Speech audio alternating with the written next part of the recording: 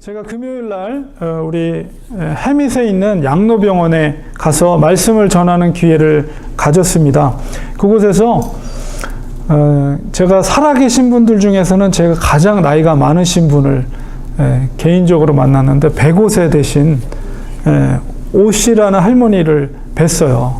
그래서 아드님은 80세시라고 그러더라고요. 그래서 저 부에나팍에 사시는데 이렇게 사역이 연결된 게 아드님이 이쪽에 어머님을 그 양로병원에 모시고 그 근처에 있는 교회에 이제 연락을 해서 우리 어머님이 거기 계신데 혹시 그 교회에서 사역을 하면 조금 우리 어머니를 부탁한다. 그런 소식을 듣고 어떻게 그날 모여서 이제 생일 파티를 하는데 제가 메시지를 전하고 또 한 분은 찬양을 하고 그분도 하와이에 있었던 분인데 물론 다운에 사시는 분이지만 전화를 받았을 때 하와이에 계신데 부탁을 하니까 비행기를 타고 오셔서 찬양도 하시고 이렇게 저렇게 또 한국무용 하시는 LA에 계신 그 목사님 사모님 팀이 오셔서 하고 그래서 여러저러 분들이 어떻게 하나님의 인도하신 가운데 모여서 그분들을 위로하고 또 메시지를 던지는 전할 수 있는 그런 귀한 기회를 가졌습니다. 그러면서 많은 생각을 갖게 됐고 또 오늘 뭐 우리 교회가 도울 수 있는 일이 뭐가 있을까 그런 생각을 하면서 하나님께서 우리의 교회 사역의 장을 여신다 그런 느낌을 그런 감동을 받았어요. 그래서 이거는 전혀 재정적인 돈도 많이 필요 없고요. 단지 필요한 거는 그들을 향한 그 영혼들을 향한 애정과 관심만 갖고 있으면 그분들은 언제든지 웰컴하고 기뻐하십니다. 그래서 우리 교회도 충분히 할 수 있는 사역이다. 그래서 아이들도 방문해주면 많은 숫자 올 필요 없고 두세 어린 아이라도 와주면 정말 너무 기뻐하고 그런 곳이라는 걸 제가 알고 하나님께서 사역의 장을 여시는구나. 우리 교회를 통해서 그런 마음을 갖게 되었습니다. 그래서 그 할머니를 특별히 보면서 100년을 넘게 인생을 살아오면서 어떤 인생의 많은 경험들을 하셨을까? 이제 그런 생각을 하면서 저희들에게도 그런 날이 오겠죠. 사람들이 너무나도 그 영원히 살 것처럼 젊고 건강하면 영원히 살 것처럼 생각되지만 그분들을 만났을 때 우리들도 언젠가는 저런 모습으로 이제 나이가 들고 그런 시간을 맞이하게 될 거라는 그런 생각을 했습니다. 그리고 저는 종종 저의 마지막 조금 죄송스러운 말씀이지만 저의 마지막을 상상해 보곤 해요. 제가 마지막 죽을 때 사실 저희 사랑하는 부모님도 그렇게 오래 사실 줄 알았는데 그렇게 빨리 돌아가실 줄 저는 예기치 못했거든요. 하나님께서 그 영혼을 그렇게 빨리 거두어 가실 줄 몰랐어요. 그런 순간들을 경험하면서 저에게도 언젠간 찾아오게 될 그 마지막 순간을 상상하곤 합니다. 물론 저 가까운 가족들이 지켜보는 가운데 죽음을 맞이하게 되겠죠. 그때가 되면 마지막으로 그들에게 무엇을 남길 것인가? 남아있는 가족들에게 또한 나의 삶은 어떤 삶으로 기억될 것인가? 또 그들이 나를 어떻게 평가할 것인가 그런 생각을 하게 되는데요.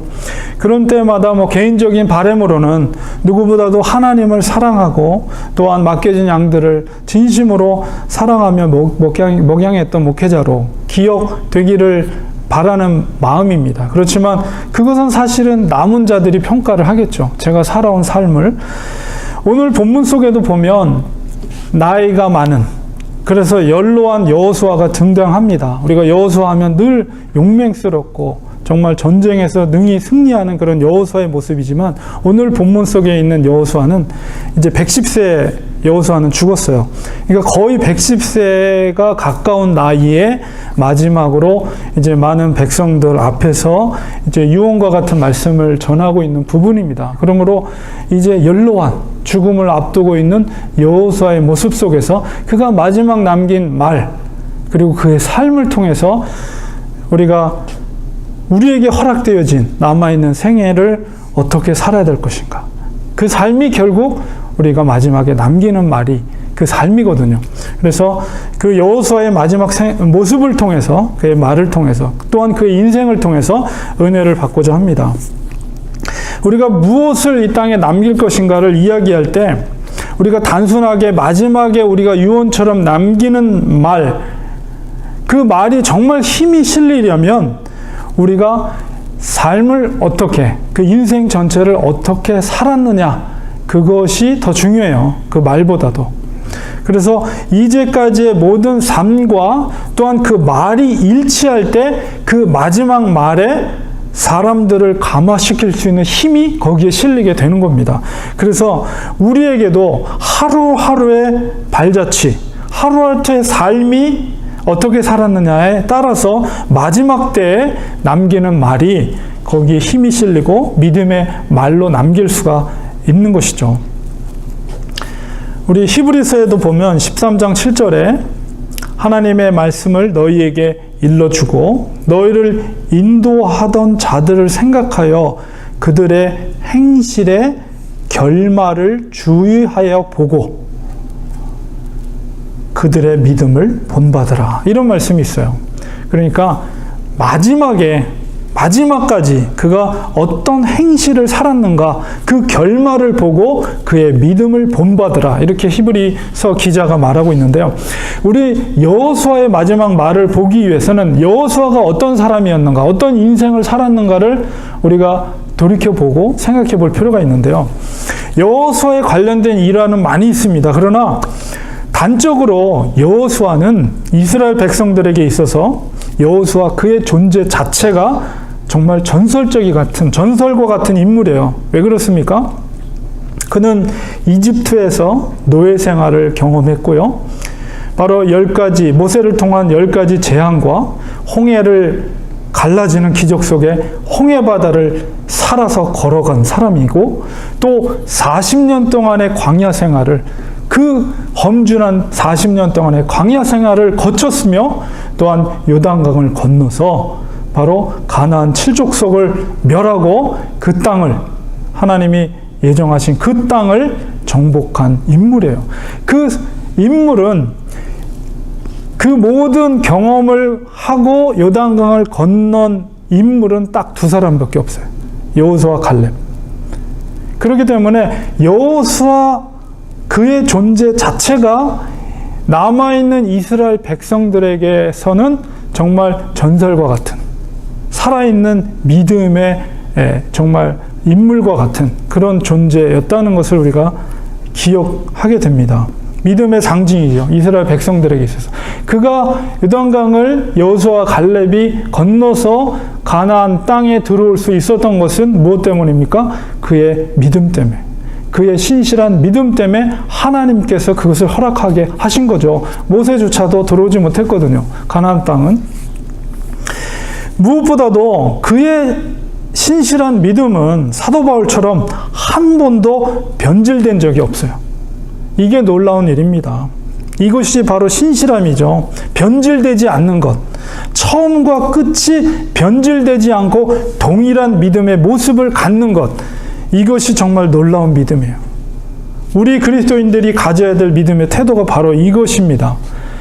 우리가 변질된다는 것이 무엇입니까? 그것은 상황에 따라서 혹은 시간에 따라서 믿음의 태도가 달라지는 거예요. 어떤 분들은 정말 힘들고 어려운 시절, 정말 간절히 하나님 앞에 울부짖고 하나님 한 번만 살려주시면 제가 주님을 위해 목숨 바쳐 충성하겠습니다. 이렇게 고백되어진 성도들도 그 맹세와 간절히 눈물로 기도했던 분들도 세월이 흘러서 사업이 성공하고 인생을 즐기며 살 수 있는 상황에 다다르게 되면 언제 그랬느냐는 듯이 이 세상의 즐거움을 추구하면서 신앙생활은 적당히 하면서 살아가는 경우들이 얼마나 많은지 모릅니다. 상황과 시간에 따라서 변질이 돼요. 믿음의 태도가. 목회자도 마찬가지입니다. 개척교회하며 매일 새벽마다 눈물로 기도하며 한 영혼을 위해서 그렇게 간절히 기도하며 하나님께 매달리던 목회자도 하나님의 은혜로 부흥이 되고 교회가 대형교회로 성장하면 어느새 제왕적인 목사로 변질되고 명예와 권력과 물질을 추구하는 변질된 목회자로 전락해 버리는 경우도 종종 있습니다. 우리는 어떤 상황이나 시간 속에서도 믿음이 변질돼서는 안 됩니다. 우리가 이 나이 먹은 연로한 여호수아가 백성과 두령들에게 처음으로 언급하고 있는 말씀이 뭡니까? 오늘 읽은 말씀 속에 23장 3절에 너희의 하나님 여호와께서 너희를 위하여 이 모든 나라에 행하신 일을 너희가 다 보았거니와 너희의 하나님 여호와 그는 너희를 위하여 싸우신 이시니라. 이런 고백을 해요.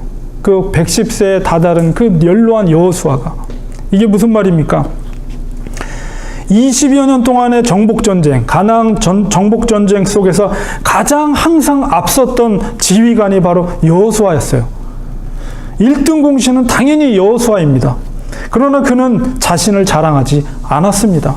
오직 하나님께서 앞서 20년 동안 싸웠음을 고백하고 있는 거예요. 그가 직접 칼을 들고 가나안의 7 족속을 물리칠 때 얼마나 힘겨운 전쟁을 벌였겠어요. 얼마나 그의 모든 목숨을 걸고 전쟁을 벌였겠어요. 승리를 할 때마다 변질될 수 있는 교만한 자세에 있을 수 있는 상황 속에서도 그는 변질되지 않았다는 거예요. 온몸에 피가 묻고 땀에 젖어서 그 전쟁을 끝마쳤을 때마다 교만한 마음을 가질 수도 있었을 텐데도 불구하고 이 전쟁의 승리를 이끄신 분은 여호와 하나님이라는 것을 절대로 한 번도 그것을 교만하게 생각하지 않고 하나님을 인정했다는 거예요. 그렇기 때문에 일평생 그렇게 살았기 때문에 마지막 죽음 앞에 섰을 때 너희를 위해서 싸우신 분은 오직 여호와 하나님이라는 것을 그 백성의 두령들에게 이야기를 하고 있는 것입니다. 그리고 또한 그가 이렇게 흔들림 없이 전쟁 가운데 하나님께서 싸우셨다는 것을 고백할 수 있었던 것은 무엇인가? 그 이유가 무엇인가라고 했을 때 여호수아는 언약을 철저히 믿었다는 거예요. 어떤 언약입니까? 하나님께서 약속하신 언약의 성취를 반드시 이루신다는 확신이 있어요. 그 언약은 누구에게 한 언약이에요? 오늘 23장 4절에 보면 보라 내가 요단에서부터 해 뜨는 쪽 대해까지 남아있는 나라들과 이미 멸한 모든 나라를 내가 너희를 위하여 제비 뽑아 너희의 지파에게 기업이 되게 하였느니라. 뭐예요? 이미 땅을 정복하고 제비 뽑기를 해서 12지파에게 이 땅이 분배가 됐어요. 이미 이스라엘 백성들이 땅을 차지했다는 거예요. 근데 이것이 어떤 언약의 성취입니까? 바로 창세기, 그들의 믿음의 열조, 선조, 그들의 출발이었던 아브라함에게 하나님께서 하신 약속의 언약의 성취라는 거죠. 여호수아는 그 언약을 철저하게 믿고 있었다는 거예요. 아브라함은 이미 500여 년 전 선조, 그의 선조, 그 출발점, 그들의 시조였던 아브라함, 대략 500년 전에 하나님께서 아브라함에게 약속했던 그 약속을 여호수아는 철저하게 믿고 있었다는 거예요. 창세기 12장 1절 2절에 하나님께서 아브라함에게 언약하고 있는 말씀이 뭡니까? 여호와께서 아브라함에게 이르시되 너는 너의 고향과 친척과 아버지의 집을 떠나 내가 내게 보여줄 땅, 거기가 어디예요? 가나안 땅이에요. 바로 여호수아가 정복한 이 땅이 바로 가나안 땅이에요. 그 땅으로 가라. 내가 너로 큰 민족을 이루고 내게 복을 주어 내 이름을 창대하게 하리니 너는 복이 될지라. 이게 바로 500여 년 전에 그들의 믿음의 조상이었던 아브라함에게 하나님께서 약속하신 언약의 말씀이죠. 바로 여호수아는 이 언약의 말씀을 믿고 바로 가나안 땅을 정복해 나간 거예요. 언약의 성취를 여호수아를 통해서 이루게 하신 것을 여호수아는 확신했다는 것이죠. 이렇게 신실하신 하나님을 신뢰하는 자, 그 언약과 약속을 믿는 자들을 하나님은 축복하십니다. 불가능한 상황 가운데 있을지라도 그 약속을 믿고 믿음의 길을 걷는 자들을 하나님은 축복하십니다. 23장 5절 오늘 읽은 말씀 속에 너희의 하나님 여호와 그가 너희 앞에서 그들을 쫓아내사 너희 목전에서 그들을 떠나게 하시리니 너희의 하나님 여호와께서 너희에게 말씀하신 대로 너희가 그 땅을 차지할 것이라.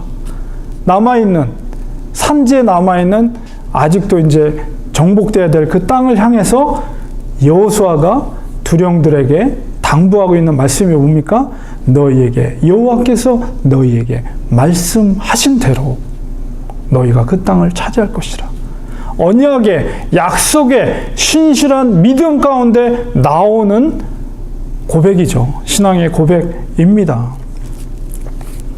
여호수아에게 있어서 지켜야 할 언약은 분명해서 그것은 아브라함에게 약속하신 가나안 땅의 허락 그것이었죠. 자, 그렇다면 오늘 우리가 이 땅에 살고 있으면서 여호수아에게는 분명했어요. 그 언약이 가나안 땅을 하나님이 주시겠다는 것. 그렇다면 현재 우리가 이곳에 살고 있으면서 우리에게 있어서 약속을 믿고 따르는 삶은 과연 무엇인가? 이런 생각을 해보았습니다. 우리에게는 어떤 언약이 우리에게 약속되어 있는가? 우리가 그 약속을 지키기 위해서 살아간다면 구약의 말씀은 구약의 역사는 하나님의 나라의 모형이며 그림자라고 여러분이 이해하시면 돼요. 가나안 땅, 우리가 정복해야 될 땅은 가나안 땅이 아니겠죠. 그러나 그것은 하나님의 나라라는 모형적인 그림자를 우리에게 보여주신 거죠. 구약에 약속된 땅이 가나안 땅이라면 주님께서 우리에게 약속된 땅은 천국입니다. 하나님의 나라예요. 가나안 땅은 하나님의 나라의 모형인 거예요. 우리가 가게 될 천국의 모형. 약속된 땅, 약속된 천국에 들어가는 삶은 무엇입니까? 그렇다면 그것은 구원에 이르는 길이에요. 하나님께서 우리에게 구원에 이르는 길을 약속해 주셨어요. 주님께서 그것을 믿고 따라가는 거예요. 여호수아처럼 우리는 지금 현재 그것이 무엇입니까? 주님께서 분명하게 그 길을 우리에게 제시해 주셨어요. 그것이 약속의 말씀이에요. 우리가 마가복음을 수요일마다 보고 있는데 마가복음 8장 34절 35절에 이런 말씀이 있어요. 우리에겐 좀 어려운 말씀일 수도 있습니다. 그러나 이것이 구원에 이르는 길이요 천국의 약속입니다. 우리가 무리와 제자들을 불러 이르시되 누구든지 나를 따라오려거든, 여기서 나는 예수님이요, 나를 따라오려거든 자기를 부인하고 자기 십자가를 지고 나를 따를 것입니다. 누구든지 자기 목숨을 구원하고자 하면 잃을 것이요 누구든지 나와 복음을 위하여 자기 목숨을 잃으면 구원하리라. 분명한 천국에 들어갈 수 있는, 우리에게 약속된 천국에 들어갈 수 있는 구원의 길을 예수님께서 우리에게 분명하게 제시하고 있습니다. 그것이 무엇입니까? 예수 그리스도와 복음을 위해 자기의 목숨을 포기하는 거예요. 이것이 바로 자기를 부인하는 삶이며 자기 십자가를 지고 주를 따르는 것입니다. 초대교회 성도들은 바로 복음을 위해 이와 같은 삶을 살았습니다. 구약의 여호수아가 만약에 초대교회에 살았다면 얼마나 파워풀한 사역을 했겠어요. 만약에 그 여호수아가 지금 현재 이 시대를 살고 있다면 얼마나 강력한 사역을 하고 있겠습니까? 믿음이라는 것은 구약이나 신약이나 본질적으로 다르지 않습니다. 오늘날도 마찬가지예요. 믿음의 사람은 어디를 가나 무엇을 하나 빛을 발합니다. 하나님의 마음을 흡족하게 합니다. 하나님의 약속에 흔들림 없이 믿음의 길을 걸어갑니다. 모든 사람이 우리는 메뚜기 같은 존재야 라고 고백될 때라도 믿음의 사람은 아닙니다. 오히려 그들은 우리의 밥입니다. 담대히 선포하는 거예요. 이게 바로 믿음의 사람이에요. 믿음은 상황을 초월합니다. 상황을 보지 말고 하나님의 약속을 바라보며 살아가는 사람들이 믿음의 사람들이에요. 끝까지 믿음으로 약속을 바라보는 자는 반드시 그 약속의 성취를 이룰 수 있습니다. 여호수아처럼. 그것이 바로 믿음의 능력입니다. 그것이 바로 이 땅에 사는 그리스도인의 삶의 방식입니다.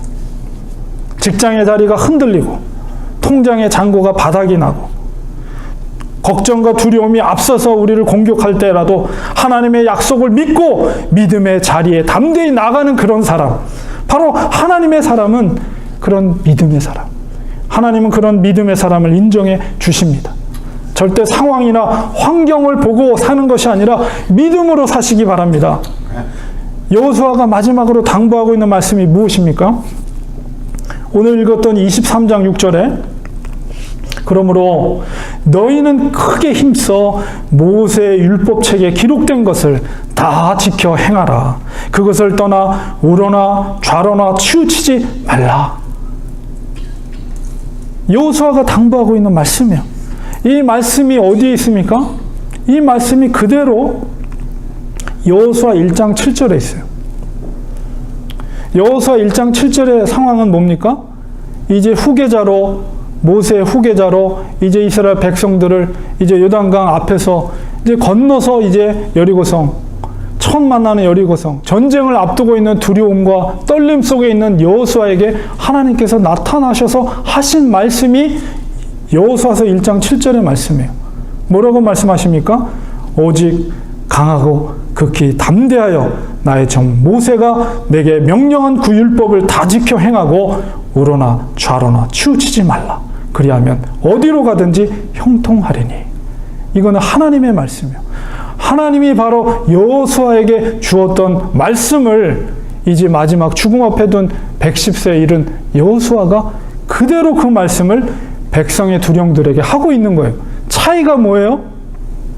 1장 7절의 말씀은 동일한 말씀이지만 경험되어지지 않은 하나님의 말씀이지만 23장 6절의 말씀은 정복전쟁을 마치고 하나님께서 그를 어떻게 도왔는가, 일평생 모세 율법책에 기록된 것을 다 지켜 행했을 때, 좌로나 우로나 치우치지 않고 그 말씀을 온전히 실천했을 때 하나님께서 어떻게 그 역사를 이루게 하셨는가, 형통의 삶을 체험하고 나서 고백되어진 여호수아의 고백이 23장 6절의 말씀이에요. 그가 그 말씀대로 준행했을 때 그 땅을 하나님이 허락하셨고 어떤 곳을 가든지 형통케 하신 하나님의 말씀의 응답을 신앙 고백으로 고백되어지는 말씀이 23장 6절의 말씀이라는 것이죠. 그는 말씀과 삶에 일치하는 삶을 살았습니다. 순종의 삶이야말로 형통의 삶이라는 것을 그의 삶을 통해서 백성들에게 증명하고 있는 거예요. 그렇게 할 때 마지막 그의 말은 가마력이 있는 말이며 사람의 마음을 움직이는 힘이 거기에 실리게 되는 거예요.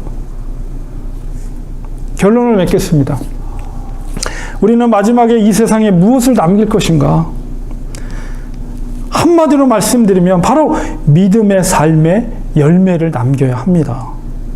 삶을 통해 믿음의 증거를 남기는, 남은 자들에게 믿음의 삶을 살 것을 당부해야 합니다. 그럴 때 남은 자들은 말에 힘이 실리고 말의 감화를 받을 수가 있습니다. 우리 하루의 믿음의 삶의 열매는 이 땅에 남은 자들에게 울림으로 남아있을 뿐만 아니라 또한 그 열매를 우리가 주님 앞에 가져가게 되는 거예요. 결국 하나님을 기쁘게 해드릴 수 있는 것은 뭡니까? 오직 믿음이에요. 믿음. 여호수아에게 있었던 그 믿음, 어떤 상황과 시간 속에서도 변함없는 믿음을 가지고 사는 것, 그것이 바로 하나님을 기쁘게 해드릴 수가 있습니다. 그렇게 사는 사람에게는 반드시 믿음의 열매가 맺히게 되어 있습니다. 여호수아가 철저히 지켰던 모세의 율법, 모세의 계명 중에 제1계명이 무엇입니까? 그것은 출애굽기 20장 3절 6절에 있어요. 너는 나 외에 다른 신을 내게 두지 말라.